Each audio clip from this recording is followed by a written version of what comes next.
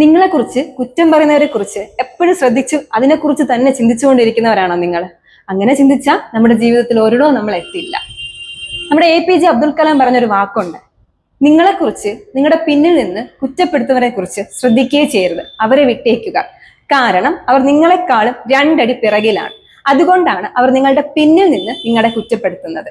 വാക്കുകൾ പറഞ്ഞത് ആരെന്നറിയാലോ, നമ്മുടെ APJ അബ്ദുൽ കലാം.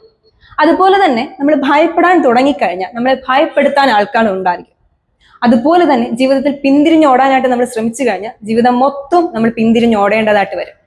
പേടിക്കാൻ അല്ലെങ്കിൽ ഭയപ്പെടാൻ തുടങ്ങിക്കഴിഞ്ഞാൽ ജീവിതത്തിൽ മൊത്തവും നമ്മൾ പേടിച്ച് ഭയപ്പെട്ട് ജീവിതം തന്നെ നശിച്ചു പോകുന്ന അവസ്ഥയിലായി മാറും. നമ്മുടെ ജീവിതം എന്ന് പറയുന്നത് ഒരു സൈക്കിൾ സവാരി പോലെയാണ്. അതിന്റെ ബാലൻസ് നിലനിർത്തുന്നതും അത് മൂവ് ചെയ്യിക്കുന്നതും ഒക്കെ നമ്മളാണ്.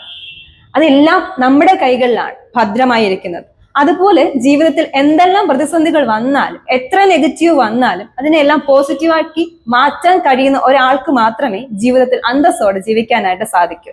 അതുപോലെ ജീവിതത്തിൽ എന്ത് കുറ്റങ്ങളും കുറവുകളും ഉണ്ട് എങ്കിലും ആരും പറയുന്നത് ശ്രദ്ധിക്കാതെ നമ്മൾ നെഗറ്റീവിനെല്ലാം പോസിറ്റീവാക്കി മാറ്റി കഴിഞ്ഞാൽ നമ്മുടെ ജീവിതം ഹാപ്പി ആയിട്ട് നമുക്ക് ജീവിക്കാനായിട്ട് സാധിക്കും. അങ്ങനെ എല്ലാവർക്കും കഴിയട്ടെ. Happy life. Thank you.